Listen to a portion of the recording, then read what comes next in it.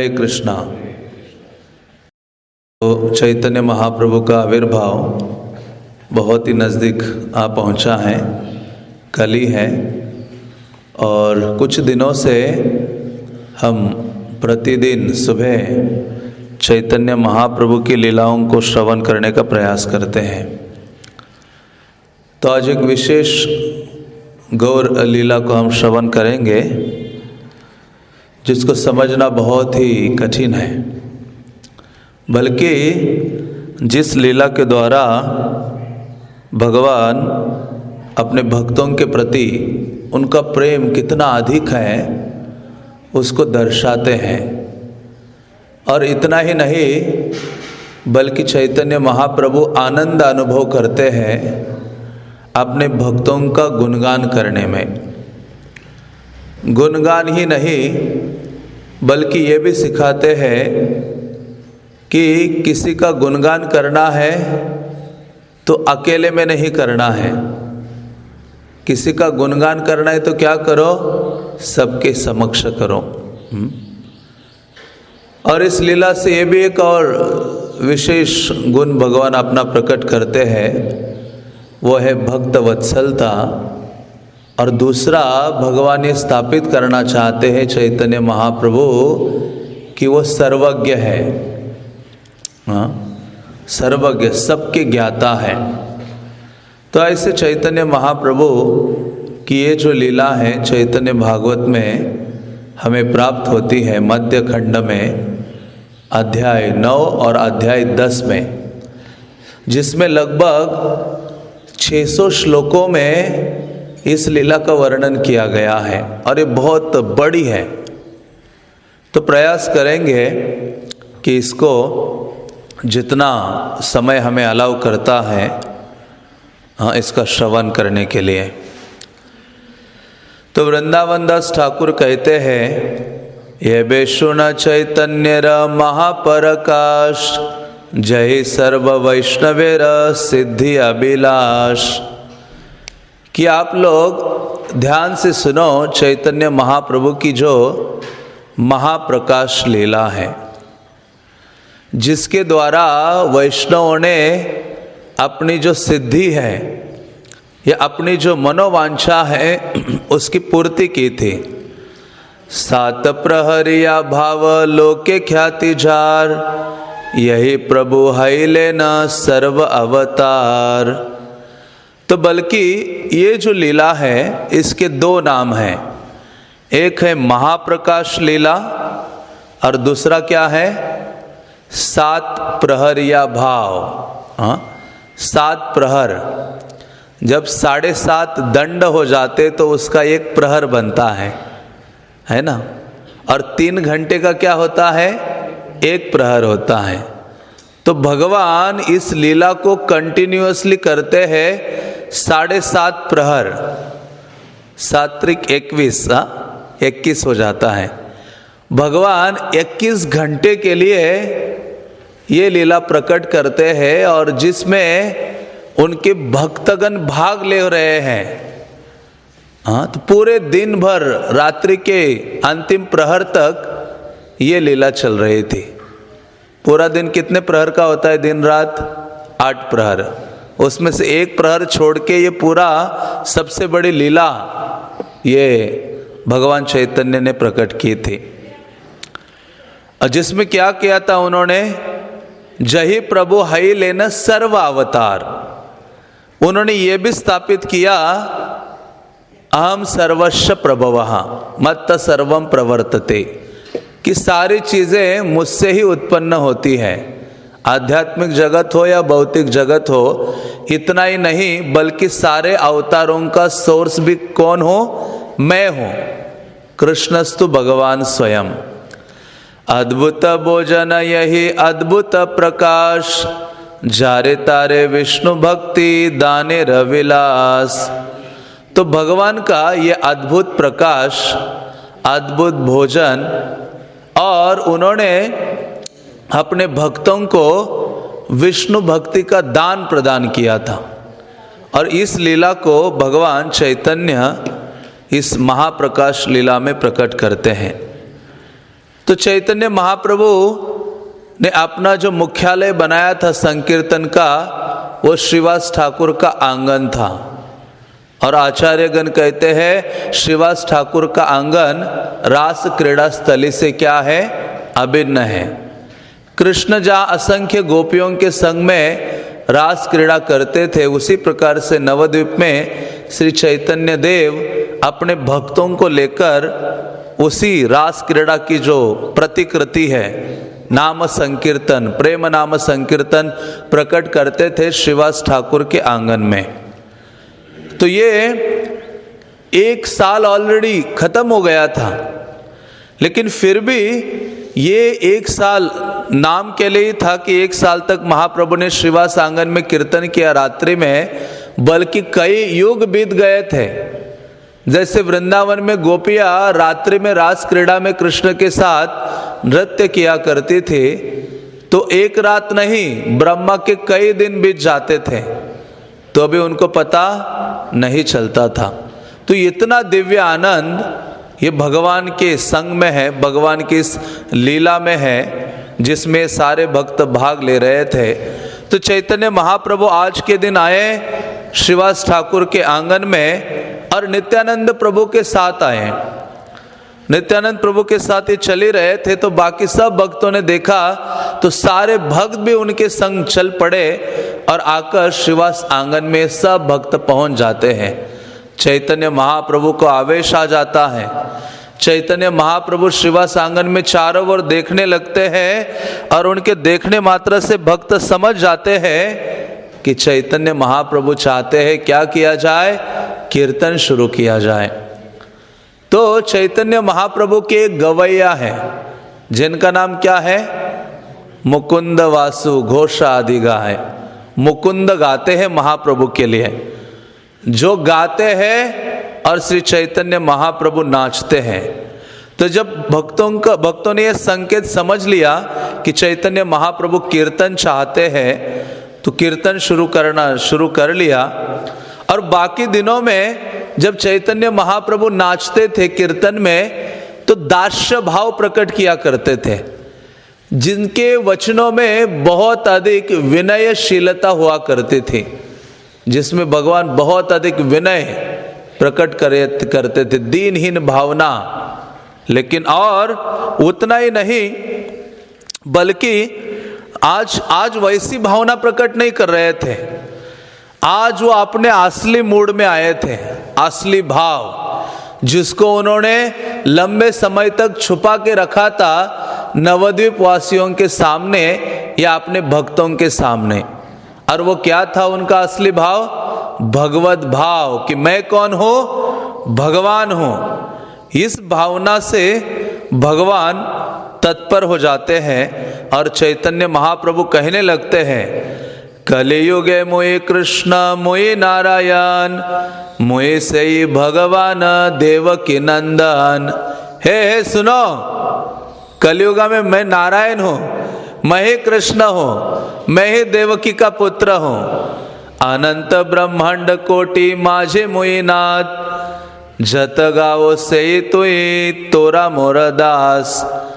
सारे अनंत ब्रह्मांडों का मैं नाथ हूँ, और आप जितने भी दिख रहे हो ना यहाँ, वो सब क्या हो, मेरे दास हो। ये देखिए भक्त लोग आश्चर्यचकित हो गए। ये तो कहते तृणादपि सुनी चैन तरोरिव सहिष्णुणा अमानिना मान देन कीर्तनीय सदा हरि। आज ये इस अपने दास्य वृत्ति को भूल गए। दास्य वृत्ति को भूलकर आज कह रहे हैं मैं वही भगवान हूँ, मैं वही कृष्ण हूँ। तो भगवान चैतन्य महाप्रभु इस प्रकार से अपने इस भगवत भाव को उन्होंने प्रकट किया था। और फिर चैतन्य महाप्रभु नाचते नाचते जो श्रीवास ठाकुर के घर में जो अल्टर था, जिसको सिंहासन कहते हैं, शालिग्राम शिलाओं की आराधना वो किया करते थे, और वो सिंहासन के ऊपर जाके बैठ जाते हैं। शालिग्राम शिलाओं को पहले क्या करते थे, उठा के गोद में रखते थे और खुद ही बैठ जाते थे कि मैं नारायण हूं, अभी अब मैं भगवान हूं। तो आज चैतन्य महाप्रभु वैसे बैठ गए और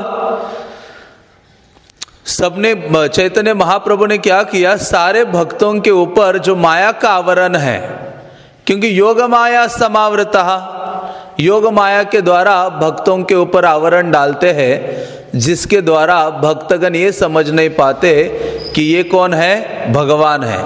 जैसे ब्रजवासीगण है, वो कहते हैं तो हमारा लाला ही है, हाँ यशोदानंदा आदि सोचती है। तो उसी प्रकार से इनके ऊपर का वो माया का आवरण उन्होंने हटा दिया और फिर चैतन्य महाप्रभु बैठ गए और कहने लगे, आप सब अभिषेक के गीत गाना शुरू करो और मेरा अभिषेक करो। तो जितने, जिसको जो मंत्र याद था, जो गीत याद था, सारा गाना शुरू कर दिए। वृंदावन दास ठाकुर कहते हैं कि आज तो सारे वहां के भक्तगण हरे कृष्णा मंत्र छोड़कर दूसरे वेद मंत्रों का पाठ करने लगे, अलग अलग मंत्र ज्ञाता हो गए सारे, बहुत सारे मंत्रों का उच्चारण होने लगा और फिर भक्तगण गंगा जल लाने लगे।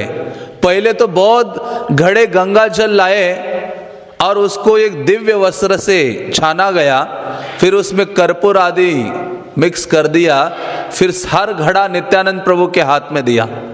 नित्यानंद प्रभु एक एक घड़े को लेकर चैतन्य महाप्रभु के शीर्ष पर, मस्तक पर अभिषेक करने लगे। अद्वैत आचार्य, श्रीवास ठाकुर, हाँ ये सब क्या करने लगे, पुरुष सूक्त मंत्रों का उच्चारण करने लगे।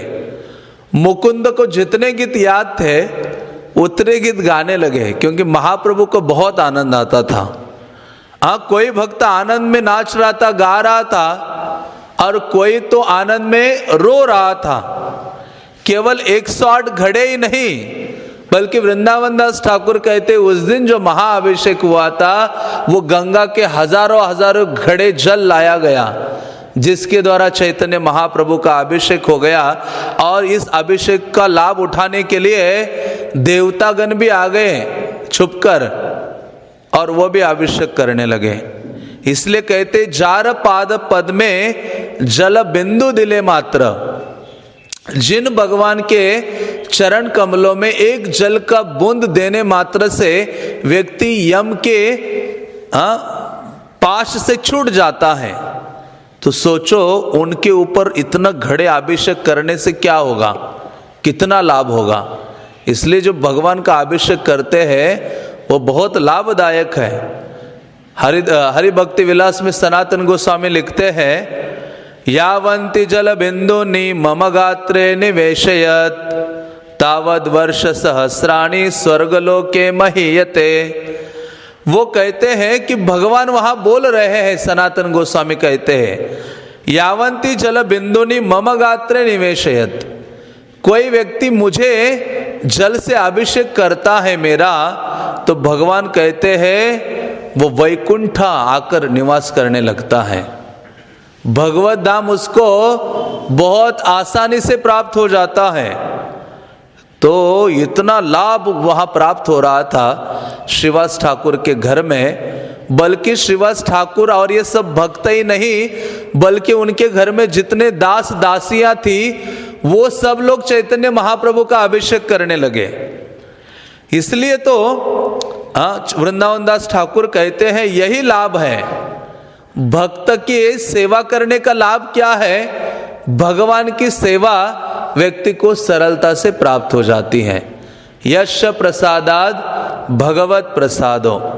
तो जब श्रीवास ठाकुर के सेवक सेविका जो जल डाल रहे थे, उस समय चैतन्य महाप्रभु ने देखा, उस स्त्री को देखा। ऐसे नहीं कि आज के दिन ही देखा, 2 जगहों में वर्णन आता है। बल्कि एक दिन चैतन्य महाप्रभु नृत्य करते करते रुक गए, बाकी भक्त लोग नाच रहे थे, गा रहे थे, तब चैतन्य महाप्रभु ने देखा कि इतने सारे घड़े ऐसे लाइन में रखे हुए हैं, बड़े सिस्टमैटिक लगाकर। महाप्रभु ने पूछा ये काम कौन करता है? ये जल लाकर ये घड़े बिल्कुल ऐसे लाइन में एक पंक्ति में रखे हैं सुव्यवस्थित रूप से। श्रीवास ठाकुर कहते हैं वो रही वो स्त्री, हाँ, जिसका नाम क्या है? दुखी है। हाँ, चैतन्य महाप्रभु ने तभी सोचा था ये दुखी नहीं रहेगी अभी। ऐसे नहीं कि इसको वो वैकुंठ भेज देंगे, नहीं, रहेगी मतलब इसका नाम अभी दुखी नहीं रहेगा। महाप्रभु कहते हैं जलानेक भाग्यवती दुखी नाम आपने ठाकुर देखी बले आन आन। तो महाप्रभु को पिछली सेवा याद थी उसकी।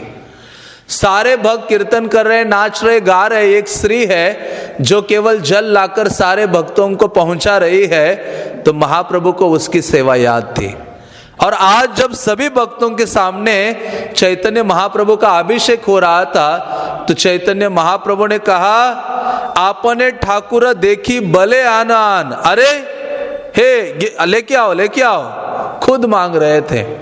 और क्या कहते हैं? आपने ठाकुर तार भक्ति योग देखी दुखी नाम घुचाई या थुई लेत सुखी। जब देखा कि ये सर्वसाधारण स्त्री है जो पूर्ण श्रद्धा के साथ वैष्णवों की सेवा में लगी है, जल लाने की सेवा कर रही है, चैतन्य महाप्रभु ने उसके हृदय में इस भक्ति योग को देखा। और चैतन्य महाप्रभु ने क्या किया? दुखी नाम घुचाइया थुईलत सुखी, दुखी नाम को हटा दिया और उसका नाम सुखी रख दिया। फिर चैतन्य महाप्रभु अभिषेक के बाद भक्तों ने उनको वस्त्र चंदन सब प्रदान किया, उनको सिंहासन पर बैठ गए चैतन्य महाप्रभु पुनः। और नित्यानंद प्रभु बोल ही नहीं रहे थे, आज उनको लगा बस सेवाएं करते रहना है। अन्यथा ये नित्यानंद प्रभु बहुत कुछ बोलते हैं गौर लीला में, क्योंकि उनको क्या कहा गया है? अवधूत। कब क्या बोलेंगे कुछ पता नहीं है। कुछ भक्त होते हैं ना, कब क्या बोलेंगे किसके बीच में समक्ष, कुछ अनप्रिडिक्टेबल डिवोटीज जिनका प्रेडिक्शन नहीं किया जा सकता। मुझे तो कई बार डर लगता है। तो ऐसे ही ये नित्यानंद प्रभु हैं। तो महाप्रभु सावधान रहते हैं। फिर नित्यानंद प्रभु जब ये आसन में बैठ गए, महाप्रभु उन्होंने छत्र पकड़ा, खड़े हो गए और षोडश उपचार से महाप्रभु का आरती आदि हो रहा था। फिर भक्त लोग चंदन, तुलसी को चंदन में मिक्स करके महाप्रभु के चरणों में अर्पित करते थे। ये बड़ा महत्वपूर्ण है। डीटी वार्षिप में आता है जब पुजारीगण सुबह विग्रह की सारी सेवाएं पूर्ण करते हैं, हाँ, दर्शन आरती से पहले, तो क्या करना होता है? चंदन में तुलसी लेके भगवान के चरण कमलों में रखना होता है, जिससे सेवा की पूर्ति, और दूसरा भगवान उस सेवा को क्या करते हैं? खुशी खुशी से स्वीकार करते हैं। तो वो भूलना नहीं है कभी भी। विग्रह की सेवा के उपरांत भगवान के चरण कमलों में क्या रखना? चंदन युक्त तुलसी रखना। तो ऐसे भक्त लोग रख रहे थे और अद्वैत आचार्य वगैरह भगवान की स्तुति करने लगे और सारे भक्त रोने लगे। चैतन्य महाप्रभु ये सब लोग ये सब चीजें देख रहे थे। कई प्रकार से भक्त लोग स्तुति कर रहे थे और जो भी जिसके पास था हर कोई कुछ ना कुछ चैतन्य महाप्रभु के चरणों में अर्पित करते जा रहा था।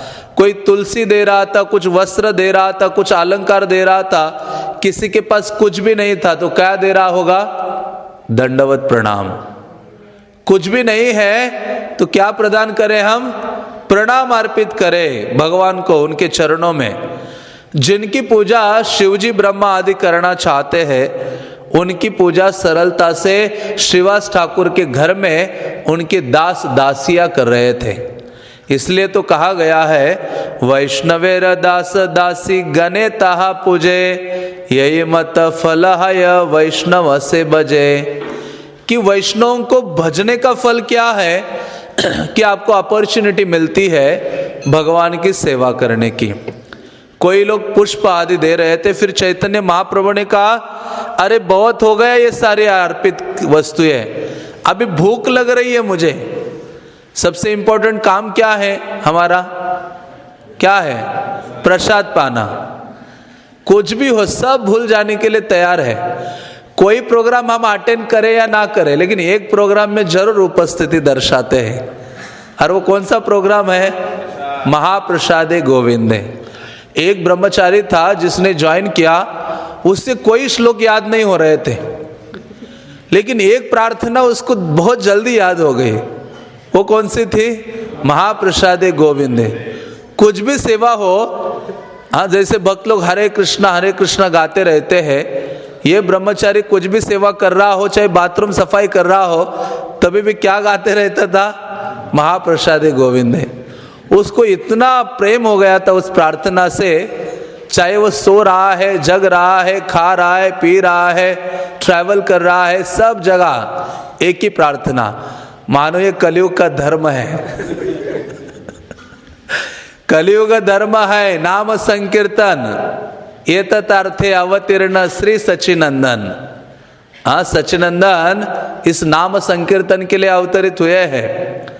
तो वैसे ही महाप्रभु कहते हैं अभी कुछ मुझे खाने को दे दो। तो किसी के पास मूंग दाल का पैकेट था। ये मैं ऐसे झूठा नहीं बोल रहा हूँ। आपको लगेगा कि आजकल में वो मूंग दाल खाते हैं ना भक्त लोग, किसके खाते हैं? हल्दीराम। हाँ, तो वो उचित नहीं है।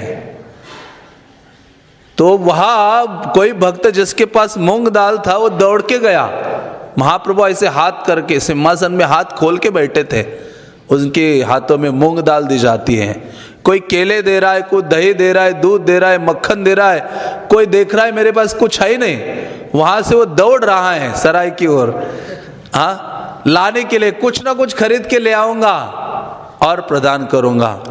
कोई व्यक्ति जामुन दे रहा था, कोई खीरा दे रहा था, कोई लड्डू दे रहा था, कोई गन्ना दे रहा था, और किसी के पास कुछ नहीं था तो क्या दे रहा था? गंगा जल दे रहा था। इसलिए तो अद्वैताचार्य ने जब गौतमीय तंत्र का श्लोक पढ़ा, तुलसी दल मात्रेण जलश्च चुलुकेन वा विक्रीडेतेम स्वात्मानम भक्त्योभ्य भक्त वत्सला, कि उन्होंने गलती से एक श्लोक पढ़ा, कहते ये सही श्लोक है जिसके द्वारा भगवान को वश में किया जा सकता है। देखो, एक श्लोक के ऊपर उन्होंने आचरण किया, कृष्ण प्रकट हो गए। इसलिए तो प्रभुपाद ने कहा गीता का एक श्लोक समझ गए ना, आपका कल्याण है। 700 श्लोक भी याद किए तो भी कल्याण नहीं हो सकता। हाँ, कल्याण हो सकता है। साउथ में कल्याण को विवाह कहते हैं। कल्याणम। तो वैसे ही हाँ, ये जो भक्त लोग हाँ महाप्रभु को जल प्रदान कर रहे थे, हजारों पात्र खा लिए। वृंदावन दास ठाकुर कहते 200 लोग जितना खा सकते हैं ना, चैतन्य महाप्रभु ने एक ही समय में 200 लोगों का भोजन खा दिया। फिर चैतन्य महाप्रभु असली भावना में आ गए और कहने लगे जन्म कर्म कहे शेषे। फिर अभी चैतन्य महाप्रभु जन्म कर्म का वर्णन करने लगे। किसके? अपने नहीं। वो अपने बारे में तो बोले गीता में, जन्म कर्म च मे दिव्यम योम यवेत्ति तत्वतः, जो मेरे जन्म कर्म को जानता है तो इस भौतिक सागर से पार हो जाता है। लेकिन अभी वो जन्म कर्म वर्णन करने लगे अपने भक्तों का, जिसमें उनको आनंद आ रहा था। तो अभी ये लीला जैसे मैंने कहा ना, 21 घंटे चल रही थी। कितने घंटे? 21 घंटे। और हमारे पास कितना घंटा है? आधा घंटा है। तो अभी ट्राई करते, हम दौड़ते हैं। तो अभी तो शुरू ही नहीं हुई। हाँ, तो ऐसे चैतन्य महाप्रभु फिर अभी शांति से सब भोजन वगैरह करके भोगा खाकर बैठ गए। अभी उन्होंने कहा कुछ सेवा की जाए, प्रसाद के बाद सेवा होनी चाहिए। तो ऐसे चैतन्य महाप्रभु श्रीवास ठाकुर के घर के आल्टर के ऊपर बैठे थे, आल्टर के ऊपर नहीं, आल्टर में बैठे थे और फिर वर्णन करने लगे। चैतन्य महाप्रभु ने जिसके जिसके बारे में बोलना शुरू कर दिया, वो व्यक्ति सुन सुन के मूर्छित हो गया। हाँ, फिर जितने बचे थे अभी उनके बारे में महाप्रभु ने बोलना शुरू कर दिया, क्योंकि चैतन्य महाप्रभु जो उनकी पिछली चीज़ें, कुछ चीज़ें होती है पर्सनल लाइफ की, नहीं, जो हम अकेले जानते हैं और भगवान ही जानते हैं भगवान ही जानते हैं। हर एक के जीवन में ऐसी कई विस्मित करने वाली घटनाएं हैं। तो वो ऐसी घटनाएं थी जो महाप्रभु जानते थे बस हर भक्त के लाइफ में। अब देखो कितना कठिन है। हर भक्त के लाइफ का पर्सनल घटना जो कृष्ण सर्वज्ञ है वो जानते थे, और आज वो क्या कर रहे हैं, सबके सामने उसको खोल रहे हैं। तो कुछ लोग तो मूर्छित होना स्वाभाविक ही है। तो अभी चैतन्य महाप्रभु शुरू करते हैं और सबसे पहले वो पकड़ते हैं, किसको पकड़ते हैं, श्रीवास ठाकुर को पकड़ते हैं। हाँ, कि जिसके घर में ये कार्यक्रम हो रहा है उसी से ही पहले क्या की जाए, शुरुआत की जाए। एक्चुअली चैतन्य लीला बहुत ही मधुर है, पढ़ते रहना चाहिए भक्तों को। तो ऐसे चैतन्य महाप्रभु श्रीवास ठाकुर को पुकारते हैं, और श्रीवास ठाकुर तो आगे ही खड़े थे, पहले लाइन में बैठे थे। श्रीवास ठाकुर को कहा, श्रीवास तुम्हें कुछ स्मरण है? कहते बताइए बताइए, सारा स्मरण है। फिर महाप्रभु कहते हैं, श्रीवास तुम्हारा जो अनुराग है श्रीमद् भागवतम को सुनने में बहुत अधिक है, और जब तुम श्रीमद् भागवतम को सुनते हो, पढ़ते हो, तुरंत तुम्हारे आंखों से क्या होने लगते हैं, आंसुओं की धारा बहने लगती है। और एक दिन जब तुम ऐसे ही नवद्वीप में विचरण कर रहे थे और देवानंद पंडित जहां भागवत पढ़ाते हैं अपने विद्यार्थियों को, उनके सामने से आप गुजर रहे थे, तो उस समय क्या हो गया कि तुम वहां रुक गए और वो भागवतम को सुनने के लिए खड़े हो गए वहां। हाँ, क्योंकि भागवत क्या है, पदे पदे भागवत प्रेम रसमय, कि भागवत तो पग पग में क्या है, प्रेम के रस से परिपूर्ण है। और जब तुमने वहां भागवतम को थोड़ा सा सुना तो तुम्हारा हृदय पिघल गया पूर्ण रूप से, और हे श्रीवास तुम वहां गिर पड़े, मूर्छित हो गए भगवत प्रेम में, और जैसे गिरे और विवल हो गए कृष्ण प्रेम से, तो ये देवानंद पंडित जो भागवत पढ़ा रहा था उसके विद्यार्थियों ने देखा कि ये तो हमें डिस्टर्ब कर रहा है। उन विद्यार्थियों ने आपको 5-10 ने उठाया और दूर जाके क्या कर दिया, डाल दिया एक कोने में। कहते हैं कि हे श्रीवास, जब ऐसा तुम्हारे साथ हुआ तो वो देवानंद तो मूर्ख व्यक्ति है, वो भी आज्ञा है, और उसके विद्यार्थी भी क्या है, आज्ञा है, अज्ञान में है।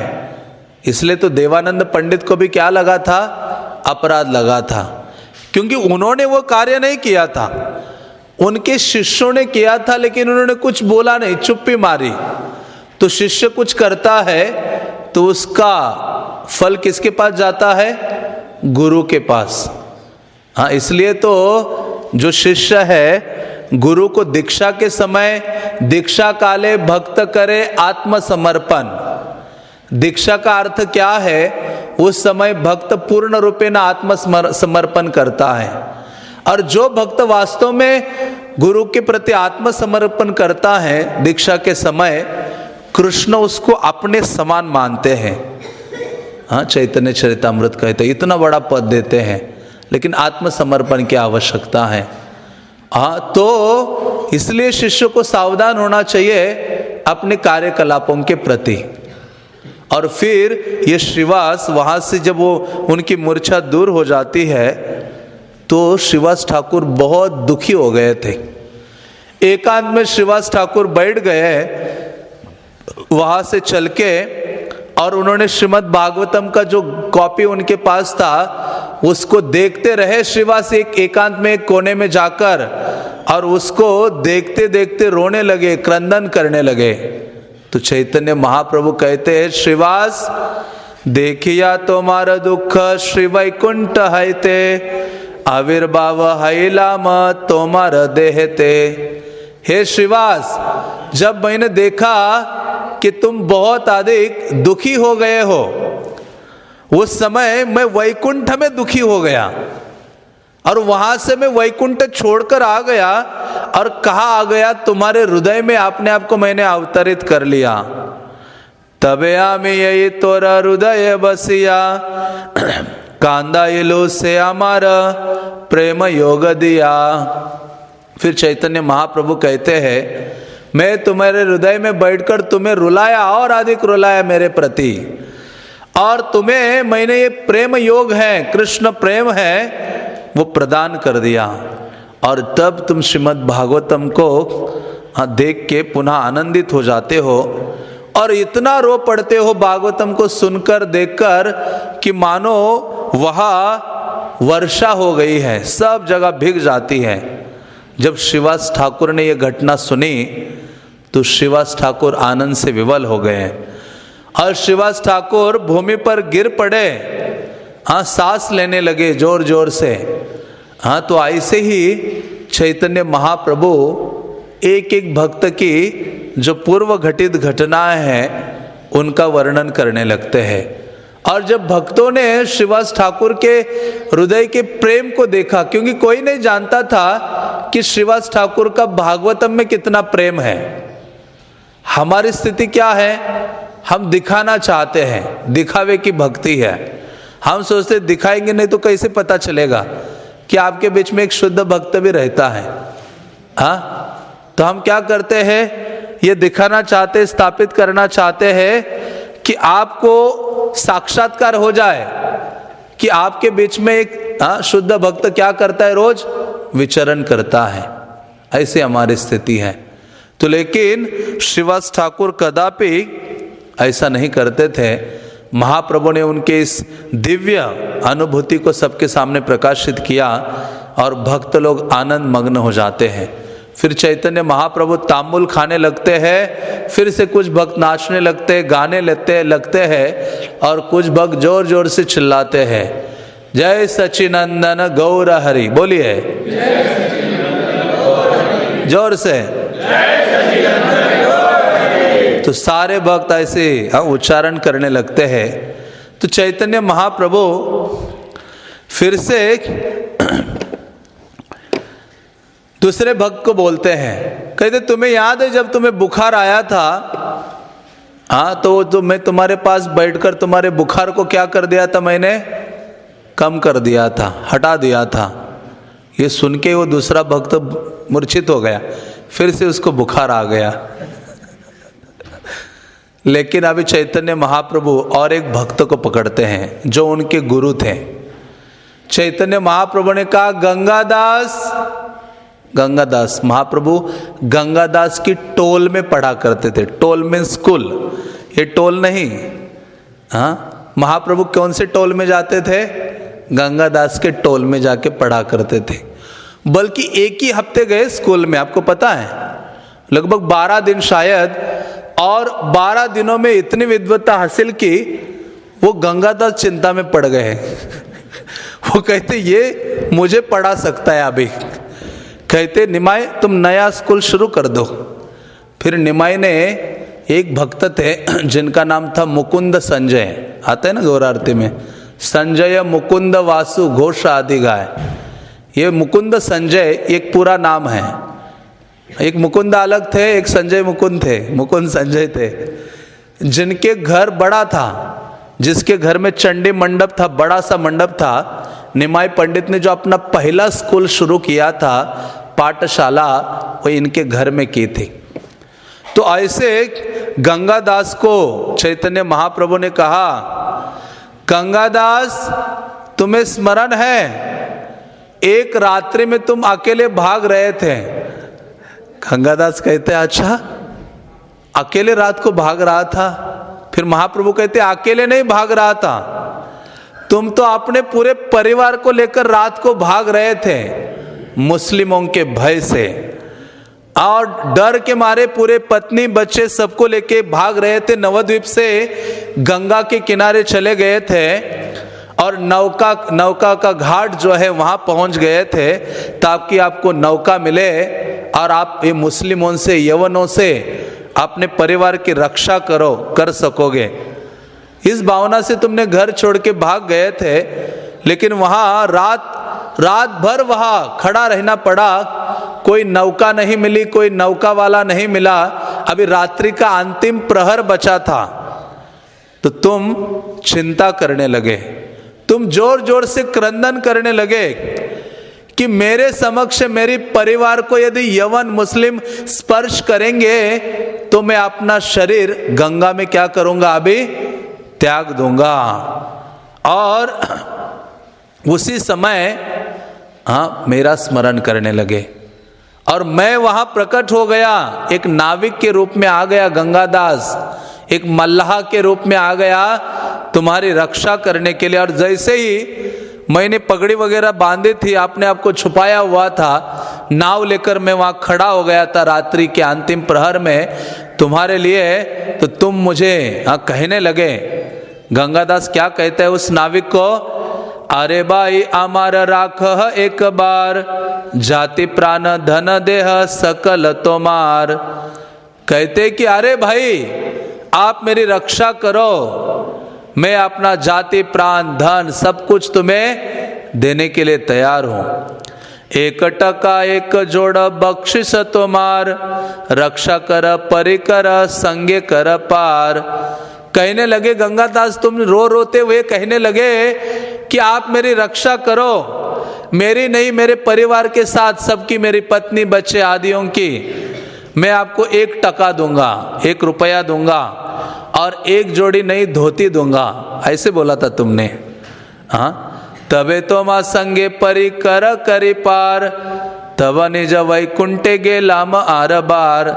तब चैतन्य महाप्रभु ने कहा, गंगादास मैं ही था वहां, तुम्हें पता नहीं है। मैं आया, मैंने तुम्हारी रक्षा की, गंगा के उस पार तुम्हें ले गया और फिर क्या किया, मैं वहां से ही वैकुंठ चला गया। गंगादास को केवल अकेले को ये कथा पता थी। गंगादास तो वहां सुन के ही रोने लगे और सुन के रोने लगे और रोते रोते चिल्लाते हुए मूर्छित हो गए।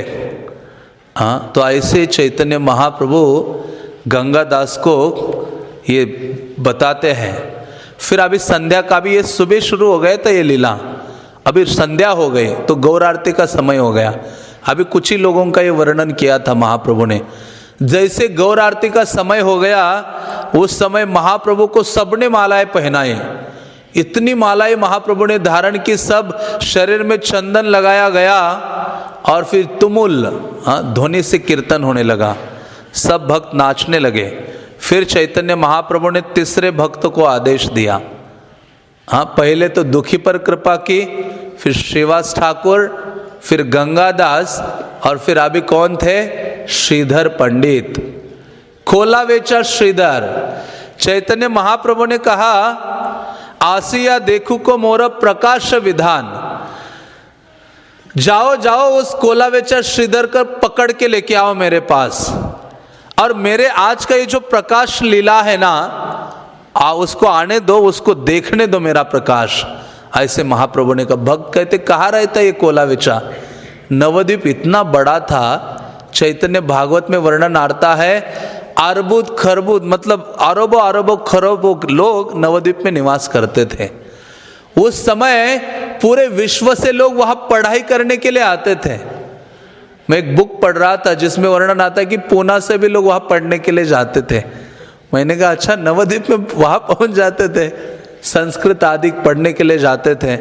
तो उस समय कोला वेचा श्रीधर के बारे में कोई नहीं जानता था। महाप्रभु के भक्तगण भी कोला वेचा श्रीधर के बारे में नहीं जानते थे। सोचो, इतने बड़े भक्त थे। और हम सोचते कि कैसे होगा मेरे जीवन का, कुछ तो बन के दिखाना है। मैंने दास बनने की भावना नहीं है, जीवेर स्वरूप है। अल्टीमेटली बनना तो क्या बनना है? जीव कृष्ण का दास बनना है, नहीं मुझे दास नहीं बनना है, कुछ तो बनना है। इस्कॉन में भी आके क्या बनना है, कुछ तो बड़ा दिग्गज हस्ती बनना है। हस्ती तो नहीं बनोगे, हाथी बनोगे, हाँ ऐसी भावना रखोगे तो। लेकिन यहाँ इतने बड़े भक्त थे, लेकिन जिनको कोई नहीं जानता था और इनको कोई पड़ी नहीं थी, कोई मुझे जाने या न जाने, श्रीधर कोलावेचा श्रीधर वो मग्न थे। किस में मग्न थे? हरे कृष्णा, जोर से,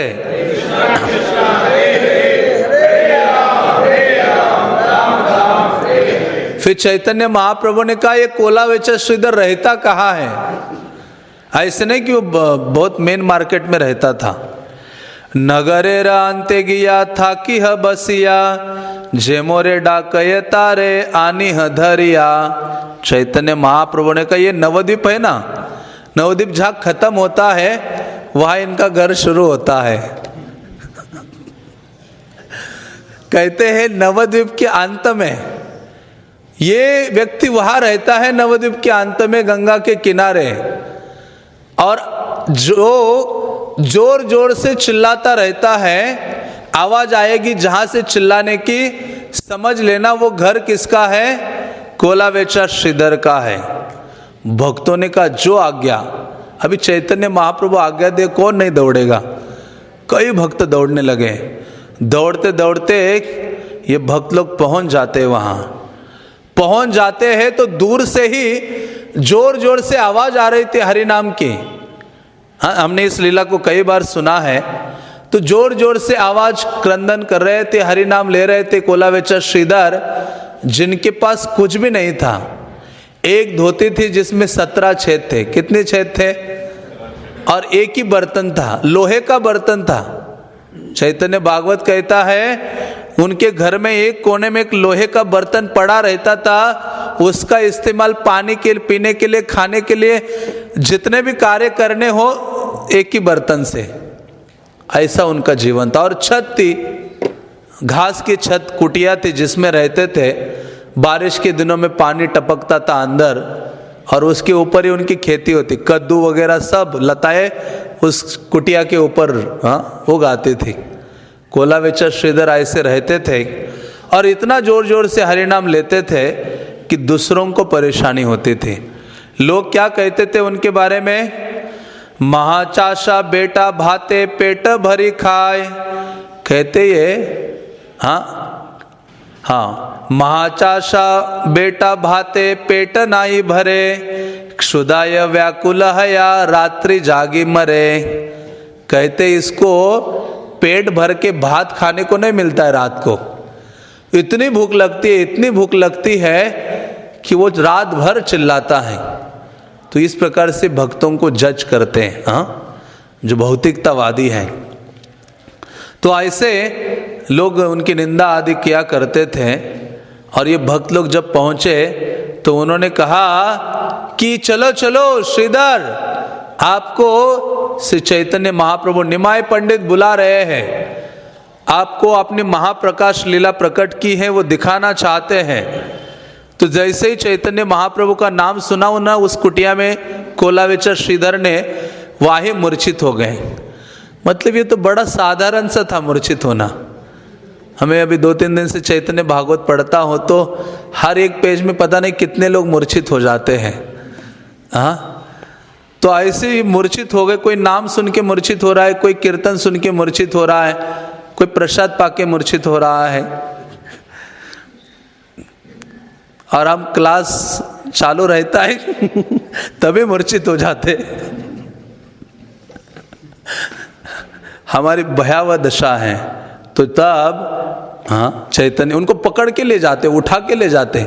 श्रीधर कहते आगे नहीं आना है। कुछ वक्त है ना बैकग्राउंड में रहते हैं, श्रीधर वैसे ही हैं, लाइमलाइट में नहीं आना चाहते। श्रीधर को उन्होंने पकड़ लिया, हाथ पांव पकड़ के उठा के श्रीवास आंगन में ले गए। श्रीवास आंगन में ले गए तो चैतन्य महाप्रभु उनके सामने उनको रखा और चैतन्य महाप्रभु कहते हैं कि देखो देखो श्रीवास, मेरे रूप को देखो। श्रीवास देखने लगते हैं। बल्कि चैतन्य महाप्रभु और इनके बीच का ये जो आदान प्रदान है ना, वो किसी को पता नहीं था। चैतन्य महाप्रभु ने आज सबके सामने बोल दिया हाँ कि यही है कोलावेचर श्रीधर। एक केले का पेड़ लेके आता है, उसको काट काट के बेचता है, ऐसा बोलते हैं महाप्रभु। और वो बेचता है, उसमें जो भी आमदनी होती है उससे आधा धन गंगा की पूजा में लगाता है। महाप्रभु एक दिन का, और महाप्रभु कहते हैं ये जो दोने बनाता था या उसका जो मूल है उसको बेचता था, तो चैतन्य महाप्रभु निमाई पंडित के रूप में जाते थे, कहते थे मुझे दे दो। और जो भी भाव बोलता था तो महाप्रभु कहते बहुत ज़्यादा रेट लगा रहे हो, कम करो। जैसे हमारे महाराज कह रहे थे ना उस दिन फिक्स प्राइस, और वास्तव में फिक्स प्राइस था। ये फिक्स प्राइस शब्द है उसमें, चैतन्य भागवत में ये फिक्स प्राइस शब्द आया है एक प्यार में। तो जहाँ कोलावेचर श्रीधर इतने सत्यवादी थे, वृंदावन दास ठाकुर कहते युधिष्ठिर के समान थे। वो जितना रेट बोले ना, कितने में खरीदा था वो बोलते थे इतने में खरीदा था और अभी इतने में बेच रहा हूँ। सब ओपन रहता था उनका, ज़्यादा नहीं ले रहा हूँ आपसे। लेकिन आजकल के लोग क्या है, बस आप तो हमारे नित्य आते हो, ज़्यादा नहीं ले रहा हो। लेकिन आजकल पूरा डुबा देते हैं। तो लेकिन कोलावेचर श्रीधर का ऐसे नहीं था। लेकिन फिर भी महाप्रभु कहते थे नहीं नहीं तुम बहुत ज़्यादा लेट लगा रहे हो। तो ये स्कूल डेज थे चैतन्य महाप्रभु के, उस समय रोज सुबह जाते थे और कितना घंटे इनके साथ वो बार्गेनिंग करते थे। चैतन्य भागवत कहता है 1 घंटा 32 मिनट। कितना? 1 घंटा 32 मिनट रोज जाके बार्गेनिंग करते थे। नहीं, अरे क्या है, पत्ता लेना है एक केले का और कुछ दोने लेने, उसी में इतना समय बिताते थे महाप्रभु, क्योंकि ये भक्तों का आदान प्रदान है कोलावेचर श्रीधर के साथ उनका। तो इन्होंने कहा तुम तो गंगा में आधा पैसा बहा देते हो पानी में, मुझे फ्री देने से क्या होगा, ये गंगा का बाप हूँ मैं। ऐसा शब्द आया है कि गंगा का मैं पिता हूँ, बाप हूँ, ये गंगा तो मेरे पाँव से बहती है। निमाई पंडित कहते हैं, वो कहते कान को हाथ लगाते श्रीधर, कोलावेचर श्रीधर कहते विष्णु विष्णु विष्णु, ये क्या बोल रहे हो, इससे अच्छा है तुम लेके भाग जाए यहाँ से फ्री। ऐसे अनाप शनाप शब्द मत बोल गंगा के बारे में। तो ऐसे वो कहा करते थे, जय गंगा पूजह तुम्ही आमी तार पिता, सत्य सत्य तुम्हारे कहिले यही कथा। कोलावेचा कहते उसका पिता हूँ मैं, तुमको सत्य बोल रहा हूँ, ये महाप्रभु कहते हैं। और फिर वो कहते कि बड़ा उद्धत बालक है, चले जाओ। लेकिन महाप्रभु की एक विशेषता थी, रोज खाएंगे तो कोलावेचर श्रीधर के पत्ते में ही खाएंगे, नहीं तो प्रसाद ही नहीं लेंगे, ऐसी स्थिति थी। ऐसे कई भक्त हैं, खाएंगे तो केले का पत्ता ढूंढेंगे।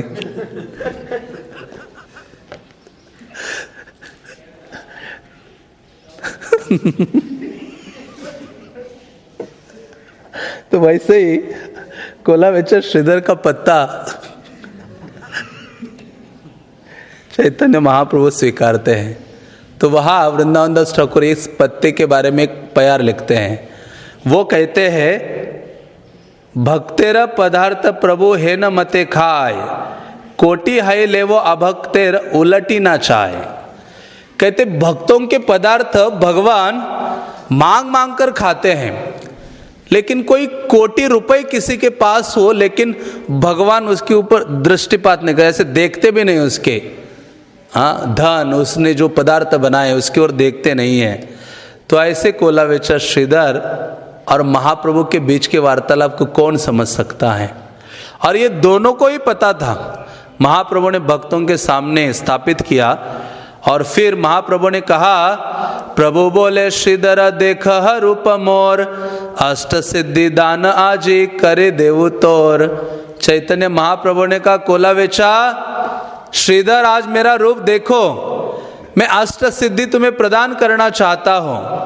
तो कोलावेचर श्रीधर ने अपना माथा ऐसे ऊपर कर दिया, माथा तुली चाहे महापुरुष श्रीधर, तमाल श्यामल देखे से ही विश्वम्बर।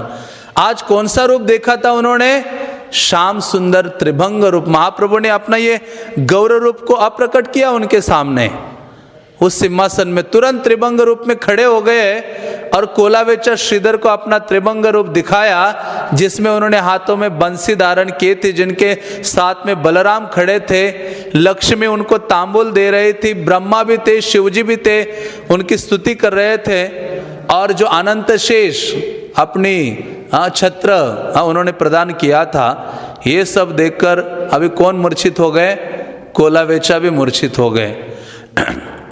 फिर महाप्रभु कहते, कोलावेचा श्रीधर उठो उठो, उठ के मेरी स्तुति करो। प्रभु बोले, श्रीधर अमार करह स्तुति गान। प्रभु ने कहा, श्रीधर मेरी स्तुति करो। श्रीधर कहते हैं, मैं तो मूर्ख हूं, मेरे अंदर योग्यता नहीं, क्या मैं बोलूं आपके बारे में, क्या मैं आपकी स्तुति करूं? हाँ, लेकिन उन्होंने कहा, फिर अचानक सरस्वती श्रीधर के जिह्वा में बैठ जाती हैं। हाँ, और जैसे बैठती तो इतने सारे श्लोक उनके मुख से निकलते हैं, बहुत सारे प्यार आते हैं, जिनमें कोलावेचा श्रीधर चैतन्य महाप्रभु की स्तुति करते हैं। कहते हैं कि वो वृंदावन की भक्ति है, उसी को आप प्रदान करने के लिए नवद्वीप में अवतरित हो गए हैं। जिस भक्ति योग के द्वारा भीष्म ने आपको जीत लिया था, जिस भक्ति के महानता से यशोदा ने हमको बांध दिया था, भक्ति के बल से सत्यभामा ने आपको बेच दिया था, और उस भक्ति के वश में होकर आपने श्रीधामा गोप को अपने कंधे में उठा लिया था। कहते हैं, प्रभु आप वास्तव में भक्तों के द्वारा अपना पराभव को स्वीकार करते हो। चैतन्य महाप्रभु अत्यंत खुश हो जाते हैं। चैतन्य महाप्रभु कहते, कुछ वर मांगो, मैं तुम्हें अष्ट सिद्धि दूंगा। तो ये कहते, आप मुझे क्यों धोखा दे रहे हो? श्रीधर कहते हैं, ये अष्ट सिद्धि देकर आप मुझे क्या कर रहे हो? धोखा दे रहे हो। फिर चैतन्य महाप्रभु कहते, कुछ मांगो। तो श्रीधर पंडित मांगते हैं।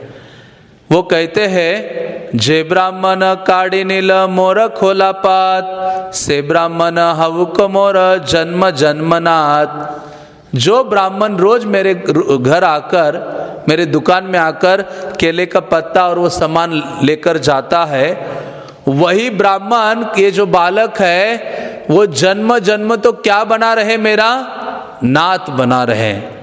जे ब्राह्मण मोर संगे करिल कंदल, मोर प्रभु हवकतार चरण युगल। और जो ये ब्राह्मण बालक रोज मेरे पास आता है, मेरे साथ लड़ाई आदि करता है, हाँ, झगड़ता है, उसके चरण कमल ही मेरे प्रभु बने। अब वही उनके चरण कमल ही मेरे सर्वस्व हो। ऐसे बोलते हुए श्रीधर क्या करते, हाथ ऊपर करते हुए रोने लगते हैं, और सारे भक्त भी रोने लगते हैं। और फिर चैतन्य महाप्रभु कहते हैं, हासी बले विश्वम्बर सुनः श्रीधर, एक महाराज्य करो तुम्हारे ईश्वर। फिर महाप्रभु कहते कि हे श्रीधर, मैं तुम्हें एक राज्य का पूरा राजा बना देता हूं। तो श्रीधर पंडित कहते हैं, श्रीधर बोले मुई किछु न चाय, हे न कर प्रभु जे न तोर नाम गाय। हाँ, श्रीधर पंडित रोने लगते कि हे प्रभु, मुझे किसी देश का राजा भी नहीं बनना है, और मुझे इस संसार का ऐश्वर्य अष्ट सिद्धि भी नहीं चाहिए। कोई चीज आप मुझे देना चाहते हो तो एक ही चीज मुझे प्रदान करो, और वो क्या है? हे न कर प्रभु जेन तोर नाम गाय। कि एक ही चीज करो कि मैं सदा अपने जीवा से क्या करता रहूं? आपके नामों का उच्चारण करता रहूं। हरे कृष्णा कृष्णा कृष्णा हरे हरे, हरे राम राम राम हरे हरे। तो इस प्रकार से चैतन्य महाप्रभु क्या करते हैं? उनको ये विशेष वर देते हैं। तो इससे चैतन्य महाप्रभु कहते हैं, या वृंदावन दास ठाकुर कहते हैं कि बाहरी रूप से कभी चैतन्य महाप्रभु के भक्तों को नहीं देखना चाहिए, क्योंकि जिनके पास विद्या है, धन है, यश है, रूप है, वो सारी चीजों से व्यक्ति का अहंकार ही बढ़ता है, और वो लोग उसी के द्वारा नष्ट हो जाते हैं। धन नाही जन नाही नाही क पांडित्य, किचनी बेये सकलर चैतन्य भृत्य। कहते महाप्रभु के भक्तों को देखो, जिनके पास धन भी नहीं है, फॉलोवर्स भी नहीं है, बहुत पांडित्य भी नहीं है, हाँ, ऐसे भक्तों को कोई पहचान नहीं सकता। लेकिन ऐसे भक्त क्या है, इतने भगवत प्रेम से भरे हैं कि जो भगवान को अपने वश में कर लेते हैं। वहाँ कहते हैं महाप्रभु कि मेरे भक्त को कोई बाह्य रूप से देखेगा कि उसकी दुर्दशा हो रही है। हाँ, कोलावेचर श्रीधर को कोई देखेगा तो क्या ही सोचेगा, ये तो गरीब अनाप शनाप है, इसको खाने के लिए नहीं, रहने के लिए नहीं है, ये कैसा व्यक्ति है। तो चैतन्य महाप्रभु कहते नहीं, मेरे भक्त के जीवन में ऐसी जो बाह्य दुर्दशा है उसको कोई उचित रूप से समझ नहीं सकता, बल्कि वो दुर्दशा भी उसके परानंद का कारण है। उस दुर्दशा बाह्य रूप से दिखती है, लेकिन वो उसमें क्या है, वो सुख अनुभव करता है। इसलिए वो कहते हैं कोई व्यक्ति भागवत पढ़कर भी बुद्धिनाश हो सकता है, लेकिन वो भक्त के ऐसे दिव्य स्थिति को पहचान नहीं सकता। इसलिए वृंदावन दास ठाकुर कहते हैं कि कई ऐसे लोग हैं जो भागवत उन्होंने पढ़ लिया, लेकिन वो नित्यानंद प्रभु की निंदा करते हैं, नित्यानंद प्रभु को गालियां देते हैं। वो केवल चैतन्य महाप्रभु को स्वीकारते बंगाल में, लेकिन वो नित्यानंद प्रभु को स्वीकारते नहीं। इसलिए भक्ति सिद्धांत सरस्वती ने क्या किया था, अपने मठों में गौरनिताय स्थापित नहीं किए थे। क्या स्थापित किया था, गौरांग, केवल गौरांग स्थापित किए थे। तो ऐसे हाँ, चैतन्य महाप्रभु कहते हैं कि ऐसी दिव्य स्थिति मेरे भक्तों की है। और वो कहते हैं जो भक्त हमेशा भक्तों की निंदा से दूर रहेगा, हाँ, वही मेरे भक्ति को प्राप्त कर सकता है। तो आखिरी 4 श्लोक पढ़ता हूँ, जिनमें चैतन्य महाप्रभु कहते हैं कभी भी भक्तों की निंदा मत करना। प्रेम भक्ति हय प्रभु चरणारविंदे, से कृष्ण पाय जे वैष्णव नाहि निंदे। उसी व्यक्ति के हृदय में भगवान के प्रति प्रेमा भक्ति स्थापित हो सकती है जो व्यक्ति वैष्णव निंदा से अपने आप को क्या करता है, दूर रखता है। इसलिए तो रूप गोस्वामी कहते हैं निंदादि शून्य हृदय स्थित संग लब्ध्वा। उस भक्त का संग करने की इच्छा करो जिस भक्त का हृदय दूसरों की निंदा से क्या है, रहित है। और हम देखें हमारे हृदय में, मन में या जीवा पर सदैव दूसरे भक्तों के निंदापूर्ण वचन निकलते रहते हैं। निंदाय नाहिक कार्य सबे पाप लाभ, येते के ना करे निंदा महा महाभाग। तो ये स्वयं चैतन्य महाप्रभु बोल रहे हैं। महाप्रभु कहते हैं निंदा से कुछ लाभ नहीं होने वाला, निंदा के द्वारा केवल पाप लाभ ही होगा। इसलिए भक्तों को वैष्णव निंदा नहीं करनी चाहिए। अनिंदुक हय जैसा कृत कृष्ण बले, सत्य सत्य कृष्ण तारे उद्धारी बहेले। चैतन्य महाप्रभु कहते हैं कि जो अनिंदुक रहेगा अपने जीवन में और कृष्ण का उच्चारण करेगा, मैं सत्य सत्य कह रहा हूं कि कृष्ण उसका उद्धार करेंगे। या फिर इसका दूसरा अर्थ यह है कि जो निंदा से रहित होगा उसी की जीवा में कृष्ण कृष्ण नाम आएगा। हमें क्यों कृष्ण नाम, हरि नाम जप करने में बाधाएं, कठिनाई महसूस होती है? क्यों? क्योंकि किसी ना किसी प्रकार से हम क्या है, भक्तों की निंदा में जुड़े हुए हैं। भक्तों के निंदापूर्ण या दोषों का कीर्तन करते हैं, इसलिए कृष्ण कीर्तन हमसे होता नहीं है। वैश्य इसलिए वृंदावन दास ठाकुर बहुत ही सुंदर प्रार्थना करते हैं। वो कहते हैं वैष्णवेर पाए मोर यही नमस्कार, श्री चैतन्य नित्यानंद हवुक मोर प्राण। वो कहते कि वैष्णवों के चरण कमलों में मेरा नमस्कार है कि चैतन्य महाप्रभु और नित्यानंद प्रभु मेरे क्या बन जाए, प्राण बन जाए। तो ये पैर आप मेरे पीछे दोहराइए। वैष्णवेर पाए मोर हई नमस्कार, श्री चैतन्य नित्यानंद, बोलिए, हवुक मोर प्राण। वैष्णवेर पाए मोर यही नमस्कार। श्री चैतन्य नित्यानंद हाउक मोर प्राण। तो इस प्रकार से वृंदावन दास ठाकुर शिक्षा प्रदान करते हैं और ये अमेजिंग प्रार्थना देते हैं कि मैं सारे वैष्णवों के चरण कमलों में नमस्कार करता हूँ और उनसे यही प्रार्थना करता हूँ कि श्री चैतन्य महाप्रभु और नित्यानंद प्रभु मेरे प्राण बन जाएं। तो इसलिए ये गौर पूर्णिमा बहुत ही नज़दीक आई है। तो ये लीला अभी तो यहाँ समापन नहीं हुई, इसके बाद भी और सारे भक्त हैं। कभी और मौका मिलता है तो इस लीला को कंप्लीट करने का प्रयास करेंगे। तो चैतन्य महाप्रभु विशेष रूप से स्थापित करते हैं कि गौर निताई की कृपा को अनुकूल करना है तो वैष्णवों की कृपा और अनिंदुक की भावना वो हमें जागृत करनी होगी। तभी वास्तव में गौरांग महाप्रभु की कृपा, गौरांग महाप्रभु के जो गुण हैं हम समझ सकते हैं या अपनी जीवा से गा सकते हैं। तो ये प्रभुपाद की बहुत बड़ी देन है जिन्होंने यह हमें प्रदान किया है। श्री चैतन्य महाप्रभु के, श्री श्री निताय गौर सुंदर के, गौर गुणगान के, निताय गौर प्रेमानंदे।